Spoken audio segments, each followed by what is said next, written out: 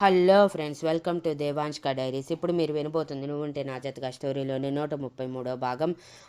అదే రోజు సాయంత్రం అందరూ ఇంటికి వచ్చేశారు. ఎప్పుడెప్పుడు శివరాం గారి తల్లిదండ్రులు వాళ్ళ డెసిషన్ చెప్తారా అని వెయిట్ చేస్తున్న వాళ్ళకి స్నాక్స్ తిని హాల్లో అందరూ హాల్లో సమావేశమయ్యాక శివరాం గారి తండ్రి గారు నోరు విప్పుతూ, శివరాం, నువ్వు మాతో రావటానికి మాకు ఎటువంటి అభ్యంతరం లేదు, కానీ మేము మీ నుంచి మళ్ళీ మళ్ళీ మోసపోవాలి అనుకోవటం లేదు. అందుకే ఒక ఫైనల్ నిర్ణయం తీసుకున్నాము. మీరు మాతో పాటు రావాలంటే వీటి మీద సంతకం చేయాలి అంటూ శక్తి ఇచ్చిన పేపర్స్ వాళ్ళ చేతుల్లో పెట్టి, నువ్వు మీనాక్షి ఇద్దరూ కలిసి మనస్ఫూర్తిగా ఒప్పుకొని సంతకం చేసి ఇస్తే మాకు ఎటువంటి అభ్యంతరం లేదు. కాదు అంటే ఇక్కడే ఉండిపోవచ్చు. ఇక్కడి నుండి మేము వెళ్ళిపోయాక మాకు కొడుకు కోడలు చచ్చిపోయారు అనుకుని నీళ్లు వదిలేసుకొని మా జీవితం ఏదో మేము చూసుకుంటాం అని సీరియస్గా అన్నారు. అప్పటికే శివరాం గారు మీనాక్షి గారికి మొత్తం చెప్పి, ఎలాగైనా సరే ఊరికి వెళ్ళిపోదామా, ఇక్కడ ఉండటం నాకు ఇష్టం లేదని గట్టిగా చెప్పటంతో మీనాక్షి గారు తప్పక ఒప్పుకున్నారు. శివరాం గారు అయోమయంగానే ఆ పేపర్స్ ఓపెన్ చేసి మొత్తం చదువుతూ ఫేస్ ఎక్స్ప్రెషన్స్ విచిత్రంగా మారుస్తూ మొత్తం చదివాక, ఏంటి నాన్న ఇది, మీ కొడుకు మీద మీకు ఆ మాత్రం నమ్మకం లేదా అని బాధగా అడిగారు. అస్సలు లేదు. జరిగినవన్నీ చూశాక కూడా నిన్నెలా నమ్ముతాను అనుకున్నావు? ఏమో, అక్కడికి వచ్చాక మమ్మల్ని మళ్ళీ వదిలేసి మీరు రావచ్చు. ఆ అవకాశం మీకు ఇవ్వాలని నేను అనుకోవటం లేదు. ఒక్కసారి మాతో కలిసి వచ్చేశాక జీవితాంతం మాతో పాటే ఉండిపోవాలి. ఇది నేను గట్టిగా ఫిక్స్ అయ్యాను. నువ్వు కూడా మారిపోయాను అన్నావు. నా కొడుకుగా ఉంటానన్నావు కాబట్టి ఈ మాత్రమైనా చేస్తున్నాను. లేకపోతే నువ్వు వస్తావన్నా తీసుకొని వెళ్ళేవాడిని కాదు అని చాలా కఠినంగా మాట్లాడారు. మీనాక్షి గారు అయోమయంగా, ఏముందండి అందులో, మీరంతా బాధపడుతున్నారు అంటూ ఆ పేపర్స్ తీసుకొని చదివింది. అందులో ఏముందంటే, శివరాం గారు మీనాక్షి గారు మనస్ఫూర్తిగా శివరాం గారి తల్లిదండ్రులతో వెళ్ళటానికి ఒప్పుకొని కింద కండిషన్స్ కూడా ఒప్పుకుంటున్నట్టు సైన్ చేయమని ఉంది.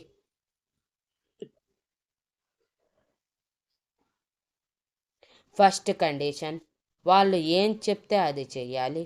కాదు కూడదు అని మాట వరుసకు కూడా మాట రాకూడదు. సెకండ్ కండిషన్, ఒక్కసారి అక్కడికి వచ్చాక తిరిగి మళ్ళీ సిటీ అంటూ, అత్తగారి ఇల్లు అంటూ చూడకూడదు.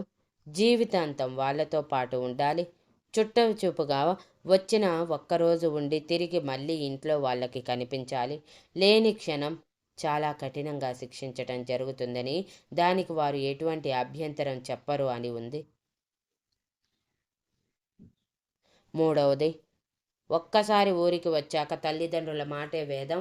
వాళ్ళని తక్కువ చేసి మాట్లాడటం, పక్కన వాళ్ళతో గుసగుసలు చేయటం, ముఖ్యంగా మీనాక్షి తన అత్తయ్య మావయ్యల మీద చిన్న చూపుతో మాట్లాడటం, ఆవిడ పనులు కూడా వేరే వాళ్ళు చేయటం లాంటివి జరగవు.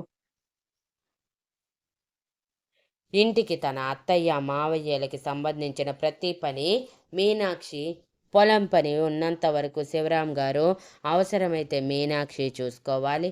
ఇక తల్లిదండ్రులమైన మేము వాళ్ళ సంరక్షణలో ఉంటాం. ఇన్నాళ్ళు వాళ్ళ కోసం చేసినందుకు ఇప్పటి నుంచి రెస్ట్ తీసుకుంటాము అని ఉంది. నాలుగవది, మీనాక్షి గారు మాట వరుసకైనా తన అత్తామామల మీద మాట తోలకూడదు.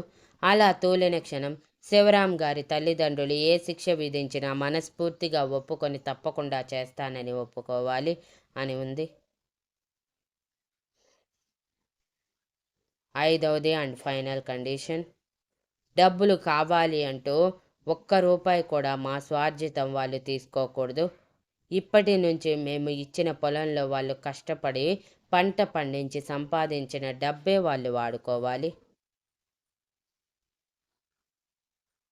అలా కాకుండా మేము సంపాదించిన వాటిలో రూపాయి ముట్టుకున్నా ఒప్పుకోవటానికి లేదని, అలా కాకుండా చెప్పింది మీరితే మాత్రం ఇద్దరిని కలిపి జైల్లో పెట్టిస్తామని, దానికి వారు కూడా ఒప్పుకుంటున్నట్టు సైన్ చేయమని ఉంది.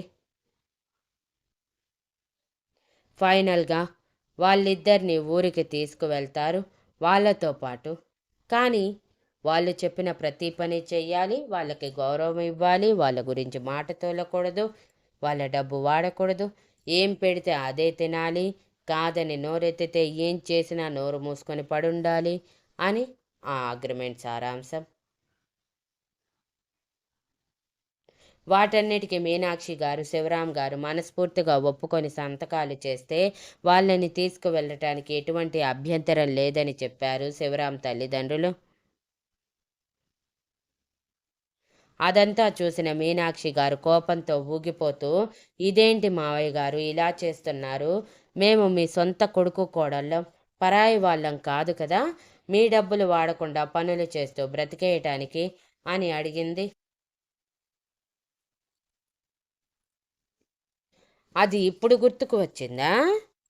మమ్మల్ని వదిలేసి దాదాపు 20 సంవత్సరాల పైనుంచి మీ అమ్మ వాళ్ళ ఇంట్లో ఉంటున్నావు.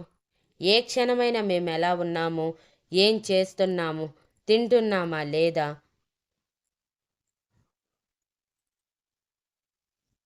అసలు మీ గురించి ఆలోచిస్తున్నామా లేదా? మా మనవరాలిని మాకు దూరం చేశావు, నా కొడుకుని పూర్తిగా దూరం చేశావు, చివరికి మమ్మల్ని అనాథలని చేసి ఊరిలో కొడుకు వదిలేసిన తల్లిదండ్రులుగా గుర్తింపు తీసుకువచ్చావు అని ఏనాడైనా అనుకున్నావా? నాకు తెలిసి అనుకొని ఉండవులే, ఎందుకంటే నీకు కొంచెమైనా మనసు అనేది ఉంటే కదా అని కోపంగా అన్నారు శివరాం తల్లిగారు. శివరాం గారు మాత్రం అసలు ఆలోచించకుండా మీనాక్షి గారి చేతిలో నుంచి అగ్రిమెంట్ పేపర్స్ తీసుకొని వాటి మీద సైన్ చేసి, నువ్వు కూడా సైన్ చేయి మీనాక్షి, నాకు ఇప్పుడిప్పుడే బంధాల విలువ అర్థమవుతుంది.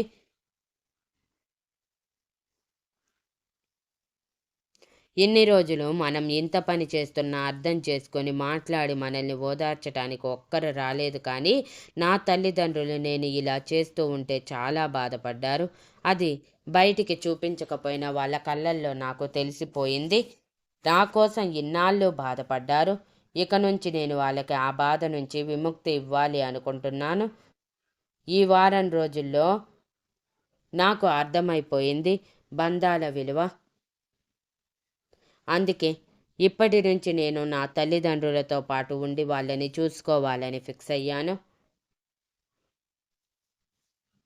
నీకు ఇష్టమైతే నాతో రా, లేదంటే నీ ఇష్టం వచ్చిన చోటికి వెళ్ళిపోవచ్చు అని నిరభ్యంతరంగా చెప్పేశారు.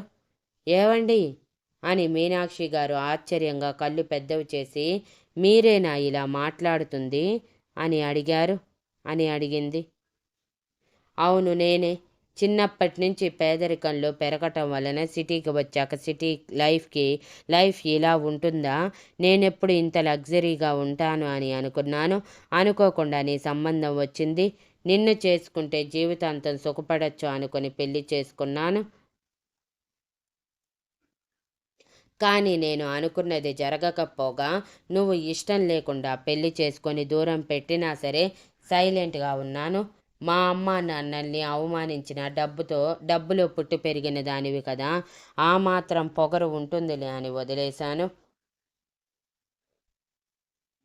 ఆఖరికి నేను అనుకున్నట్టు నీ పుట్టింట్లో ఇన్నాళ్ళు ఉన్నాను, కానీ ఏనాడు నాకు ఏ ఒక్కరూ మర్యాద ఇచ్చింది లేదు. ఆఖరికి పని వాళ్ళతో సహా నన్ను సురేష్ని చులకనగా చూసేవారు, కానీ మేము అది పట్టించుకోలేదు. ఇప్పుడు ఇవన్నీ ఆలోచిస్తుంటే అర్థమవుతుంది నేను ఎంత సిగ్గులేని పని చేశానో నా తల్లిదండ్రుల్ని వదిలేసి అని. ఇన్నాళ్ళు నా తల్లిదండ్రులు నా కోసం ఎంత బాధపడి ఉంటారు. మనం ఎలా అయితే స్వాతి కోసం బాధపడుతున్నామో అలా. ఒక్కగానొక్క కొడుకైన నా కోసం నా తల్లిదండ్రులు ఎంత కష్టపడి ఉంటారో అని ఊహించాను. తట్టుకోలేకపోయాను. అప్పుడే రియలైజ్ అయ్యాను. అందుకే నీకు బా బాగవగానే ఊరికి తీసుకువెళ్ళాలని ఫిక్స్ అయ్యాను.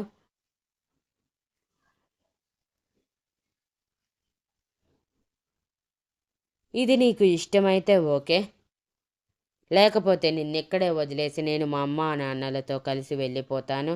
ఇప్పటి నుంచి నాకు నేనుగా నా సొంతంగా బ్రతుకుతూ నాకంటూ ఒక గుర్తింపు తెచ్చుకోవాలని ఆశపడుతున్నాను అని సీరియస్గా అన్నారు.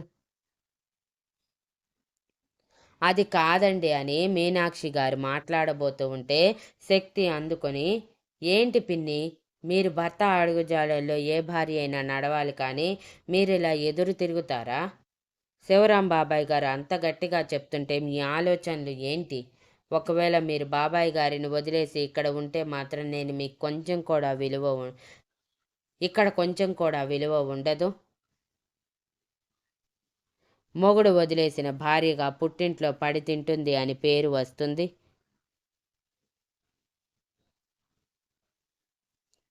పైగా నాకు మాత్రం మీరు నా ఇంట్లో ఉండటం ససేమీరా ఇష్టం లేదు. ఒకవేళ ఉండాలని ఉంటే నేను చెప్పిన ప్రతి పని చేస్తూ నా కింద పని మనిషిగా పడుండాలి. అలా ఇష్టమైతేనే ఇక్కడ ఉండండి, లేదంటే బాబాయ్ గారితో కలిసి వెళ్ళిపోవచ్చు అని సీరియస్గా అంది. మీనాక్షి గారికి ఏం చెయ్యాలో అర్థం కాక, ఒకవేళ శివరాం గారిని వదిలేసి ఇక్కడ ఉండాలి అన్నా భర్తని వదిలేసి ఉండలేని ప్రేమ ఎప్పుడు ఆమెలో చేరిపోయిందో కూడా తెలియదు. కానీ ఆ ఊహ కూడా భరించలేక తప్పక వస్తాను అని ఒప్పుకున్నారు. అలా అగ్రిమెంట్ మీద సైన్ చేసి శివరాం తల్లిదండ్రులకి ఇచ్చాక సంతోషం. కనీసం ఇప్పటి నుంచైనా మారి బుద్ధిగా ఉంటే కొంచెమైనా బాగుపడతారు అని చెప్పి ఆ అగ్రిమెంట్ పేపర్స్ తీసుకొని వెళ్ళిపోయారు.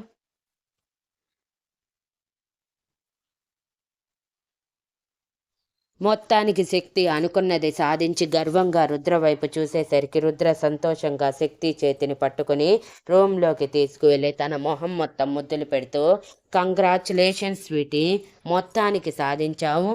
ఏదైతే ఏం, నువ్వు అనుకున్నది జరిగింది. ఒక జంట బాగుపడ్డారు. ఇక మిత్ర పెళ్లి చేసి చిన్నత్త చిన్న మావయ్యలకి కూడా ఒక దారి చూపించేస్తే మన ఫ్యామిలీని ఎవరు వేలెత్తి చూపే సాహసం చేయరు. ఇన్ని రోజులు వాళ్ళ జంటలు వల్లే మన ఫ్యామిలీ కొందరైనా చిన్నచూపు చూసేవారు. ఇప్పుడు ఆ అవకాశం కూడా ఉండదు అని సంతోషంగా అన్నాడు. హహహ, రుద్రగారు, దట్ ఈజ్ శక్తి. అయినా మీరు నా వెనక ఉండగా నేను అనుకున్న పని జరగకుండా ఉంటుందా చెప్పండి? ఇక మిత్ర పెళ్ళంటే అభినవ్ దారిలోకి వచ్చే ఉంటాడు. ఇక మిత్ర సంగతి తేల్చేద్దాంలే, డోంట్ వరీ అని అంది. నువ్వు అన్నావంటే అది ఖచ్చితంగా జరుగుతుందిలే. ముందు ఈ విషయం సెలబ్రేట్ చేసుకోవాలి. పద పద, త్వరగా రెడీ అవ్వు. బయటికి వెళ్ళి సరదాగా అలా తిరిగి తినేసి వద్దాము అని అన్నాడు. సరే రుద్రగారు అని చెప్పి శక్తి రెడీ అవ్వటానికి వెళ్ళిపోతే రుద్ర ఆ సంతోషాన్ని వాళ్ళిద్దరూ మాత్రమే కాకుండా యంగ్ బ్యాచ్తో కలిసి పంచుకోవాలి అనుకుని యంగ్ బ్యాచ్కి మొత్తానికి మెసేజ్ చేసి అందరూ కలిసి బయటికి వెళ్దామని అన్నాడు, వేణు అండ్ అభితో సహా. ఇక మహాలక్ష్మి సంగతి ఆలోచిస్తూ ఉండిపోయాడు. Thank you for listening and please like, share, comment and subscribe.